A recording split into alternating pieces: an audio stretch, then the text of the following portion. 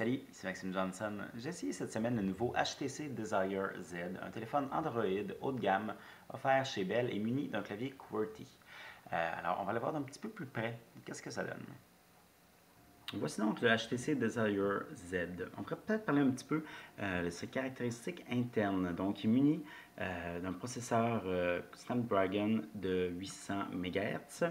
Il offre une capacité interne de 1,5 gigaoctets, mais aussi une carte micro SD de 8 gigaoctets pour sa musique et autres.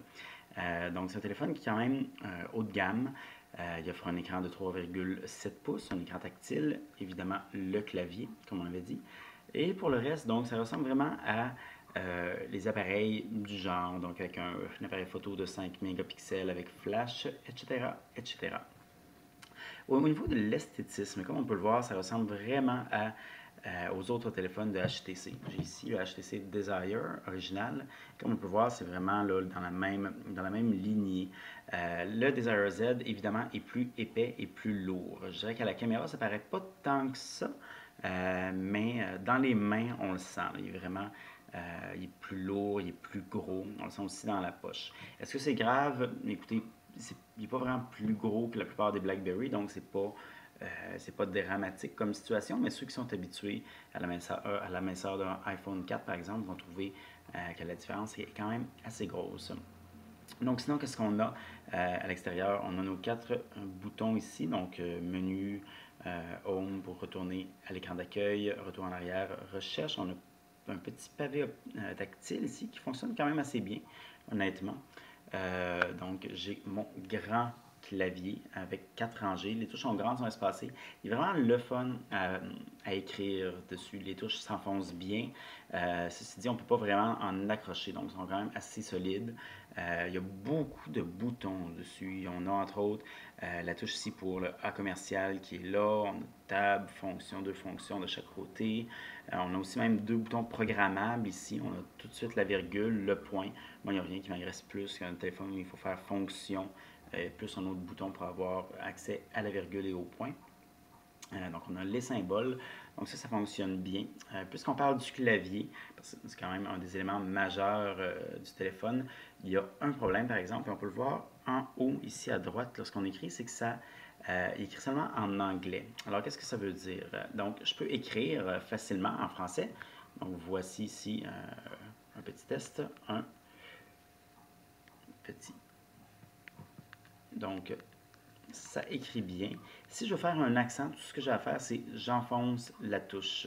Et voici, mon choix d'accent apparaît. Pourquoi je dis est-ce que c'est en anglais, par exemple? C'est parce que la reconnaissance, la prédiction de texte et aussi la correction automatique, elle, se fait seulement en anglais lorsqu'on a le clavier matériel. C'est assez étrange parce que pourtant, le clavier tactile, parce qu'on a aussi le clavier tactile habituel, lui fait très bien la reconnaissance de texte en français. Comme on peut le voir ici, que les mots apparaissent au fur et à mesure. Donc ça, c'est vraiment un petit problème là, pour le HTC Desire Z. C'est dommage. C'est quand même le téléphone sur lequel c'est le plus facile à écrire, je dirais, parmi tous les téléphones Android. C'est lui qui est le plus rapide. Ceci dit, la prédiction de texte comme ça, l'absence de prédiction de texte en français le ralentit peut-être un peu par rapport à d'autres téléphones, malheureusement. Si on continue maintenant de regarder le HTC Desire Z d'un angle matériel, il y a 2-3 choses qu'on peut noter. Premièrement, l'utilisation de métal dans la petite porte arrière, aussi sur le côté de l'écran. Ça fait vraiment un fini un peu plus élégant, un peu plus solide du moins. Donc on a ça aussi. Le clavier, fait intéressant, c'est pas un clavier coulissant, mais c'est vraiment un clavier à ressort. Donc qui ressort ici avec des petites charnières. Alors ça le fait qu'il ne coulisse pas, mais vraiment qui remonte et qui redescend. Le résultat, écoutez, c'est quand même assez agréable à ouvrir, à fermer. C'est original. C'est pas toujours super facile, ça prend faut qu'on s'y habitue un petit peu. Vous noterez que dès que je l'ouvre aussi, le téléphone se met automatiquement en mode horizontal. Alors ça, c'est bien. Et donc ensuite, si aussi je le retourne, il ne change pas. C'est vraiment le clavier qui lui dit qu'il est en mode horizontal. On va aller voir maintenant l'interface. Donc, le HTC Desire Z est le premier téléphone au Canada muni de l'interface HTC Sense 2.0.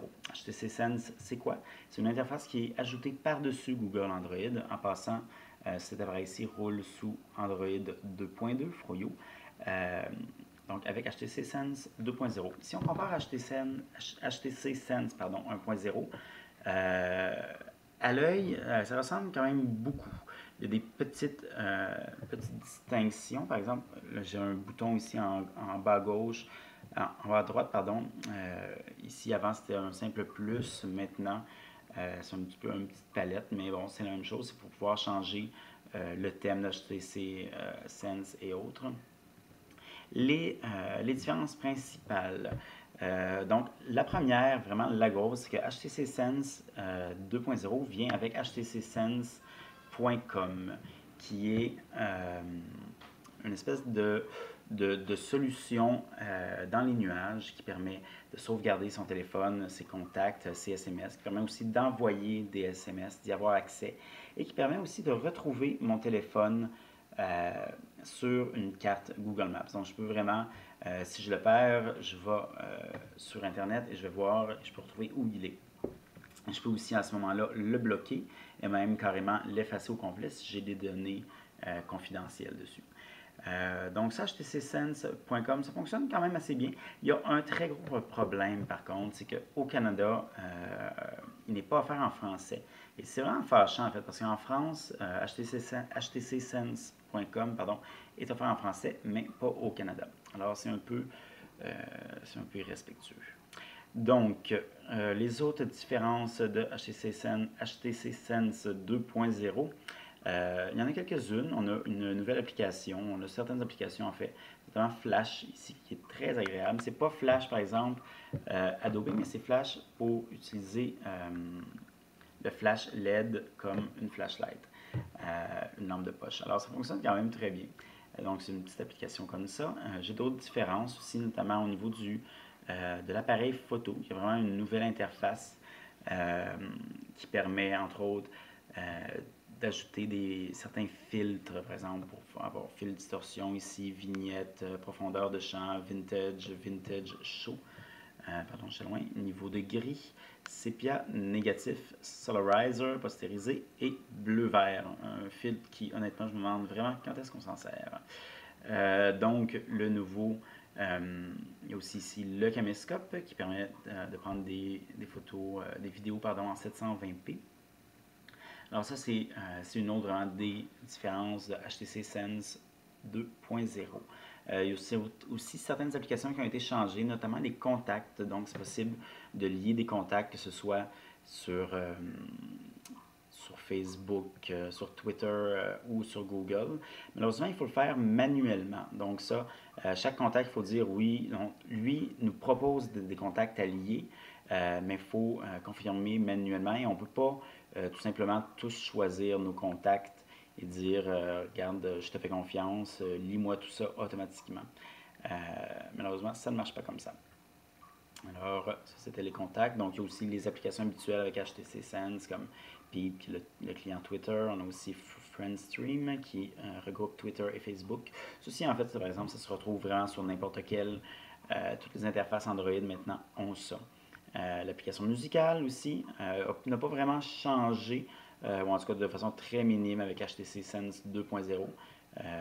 Ceci dit, on attend encore de toute façon la nouvelle offre musicale de Google qui devrait venir avec Gingerbread, la prochaine version d'Android. Mais là, on s'écarte un petit peu. Alors, pour revenir sur le Desire Z, donc un bon clavier, il écrit bien. Au niveau des performances, il est équipé d'un processeur de 800 MHz, donc plus faible un peu que celui du HTC Desire Z qui a 1 GHz. La différence, est-ce qu'on la voit? Écoutez, pas vraiment. Disons, lorsqu'on s'en sert, si on ouvre par exemple Angry Birds ou quelque chose, c'est vraiment le même temps que ça prend. Il n'y en a pas un qui est plus fluide que l'autre. Au niveau des benchmarks, même, le HTC Desire Z offre un meilleur benchmark, notamment à cause de la gestion du 3D qui est meilleure. Ceci dit, le processeur est un petit peu moins bon.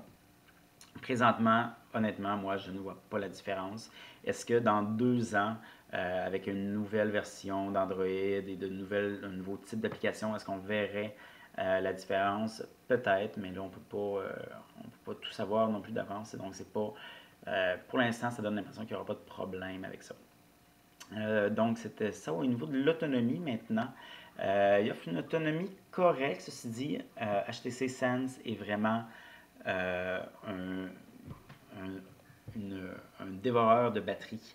Alors, si toute votre synchronisation est automatique, écoutez, vous allez à peine faire une journée. En fait, non, vous ne ferez pas une journée si vous vous servez beaucoup de votre téléphone. Ou en fait, vous ferez une journée si vous n'en servez pas parce qu'il se décharge par lui-même. Donc, il faut vraiment aller dans les comptes de synchronisation et manuellement désélectionner les services, les comptes auxquels on ne tient pas à ce que la synchronisation soit automatique et constante. Dernière chose que j'aimerais parler avec HTC Sense 2.0, c'est certaines petites modifications qui ont été faites dans la barre d'outils en haut. Alors, on voit ici, j'affiche en permanence les dernières applications ouvertes. C'est vraiment un tout petit ajout qui est quand même plutôt sympathique. Alors, voici, c'était le HTC Desire Z, offert chez Bell pour 130 $ avec une entente de 3 ans.